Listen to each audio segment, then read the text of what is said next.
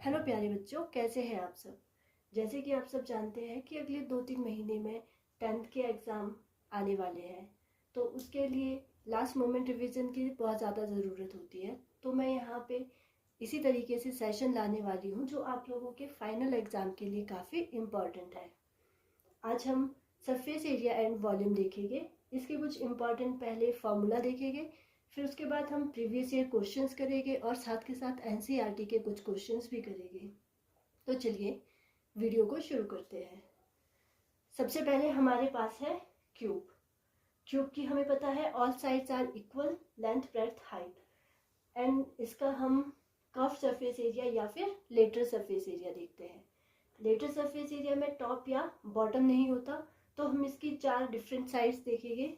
तो इसका फॉर्मूला बन जाएगा कर्व सरफेस एरिया का 4a square. Total surface area की जब बात की जाएगी तो टॉप एंड बॉटम दोनों ही इंक्लूड हो गए, तो इसके लिए इसका फॉर्मूला बन जाएगा 6a स्क्वायर। अगर हम बात करें इसके वॉल्यूम की, क्योंकि ऑल साइड्स आर इक्वल, इसलिए इन लेंथ ब्रेड्थ हाइट को आपस में मल्टीप्लाई करेंगे और हमारे पास फॉर्मूला बन जाएगा a का क्यूब। इसी तरीके से हमारे पास आ जाता है क्यूबॉइड। क्यूब हमारे पास ऑल साइड्स इक्वल आ जाएगी, उसी तरीके से क्यूबॉइड की ऑल साइड्स आर डिफरेंट। इसमें कर्व सरफेस एरिया या लेटरल सरफेस एरिया हमारे पास आएगा 2 into height length plus breadth. Total surface area की जब बात की जाएगी तो 2 times of length breadth plus breadth height plus height length. Volume हमारे पास होगा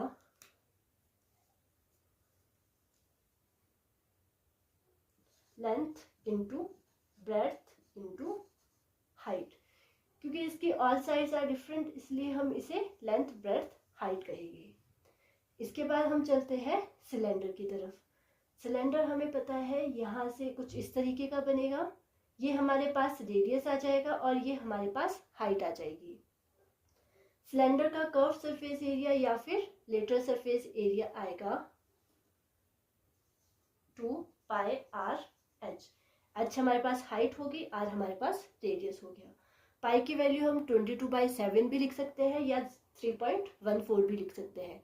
जैसा क्वेश्चन में दिया गया होगा उस हिसाब से हम पाई की वैल्यू लेंगे। साथ के साथ हम टोटल सरफेस एरिया की अगर बात करें तो 2 पाई आर एच प्लस आर हो जाएगा। इसका वॉल्यूम होगा पाई आर स्क्वायर एच। सिलेंडर की तरह ही हमारे पास कोन होगा।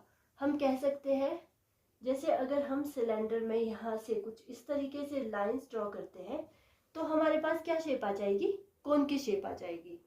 इसका मतलब कोन सिलेंडर का 1/3 पार्ट होता है। कोन में हमारे पास ये हाइट हो जाएगी, यहाँ पे रेडियस है, और जो ये वाला पॉइंट आपको ये वाला पोर्शन दिख रहा है इसे हम कहेंगे स्लैंट हाइट। स्लैंट हाइट या फिर इसे एल से डिनोट करेंगे। अगर आप इसको ध्यान से देखेंगे तो ये हमारे पास एक राइट एंगल ट्राइंगल बनेगा, और इसे हम कैसे सॉल्व करते हैं, बाय पाइथागोरस थ्योरम। तो हम देख लेंगे एल का square equals to H square plus R square. Curve surface area and lateral surface area का फॉर्मूला आ जाएगा पाई आर एल।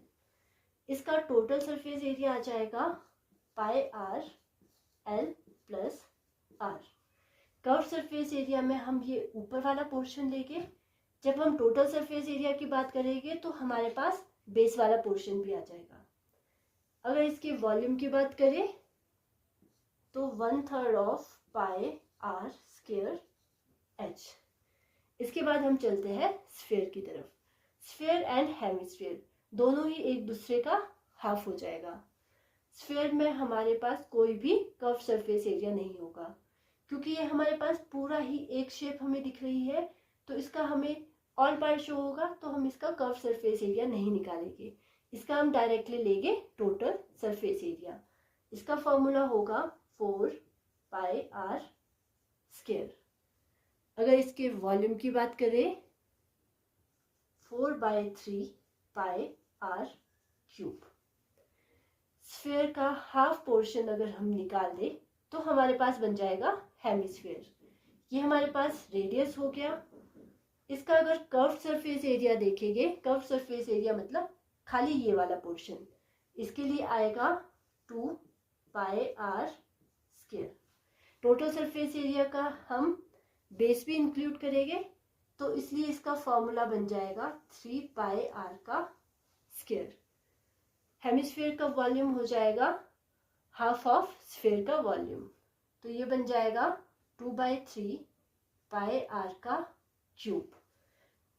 ये काफ़ी इम्पॉर्टेंट फार्मूला है और 10th क्लास में इन्हीं फार्मूले के बेसिस पे ही आपके क्वेश्चंस आते हैं। ये फार्मूले आपको कॉम्पिटिटिव एग्जाम्स में भी काफ़ी काम आ सकते हैं, जैसे कोई एचएससी का एग्ज़ाम हो गया या फिर बैंकिंग में भी एक आधा क्वेश्चन आपका इस टाइप के क्वेश्चंस आ ही जाते हैं, तो आप ये वहाँ के लिए भी देख सकते हो। तो हम नेक्स्ट वीडियो में अब कुछ क्वेश्चंस ट्राई करेंगे। तब तक के लिए धन्यवाद।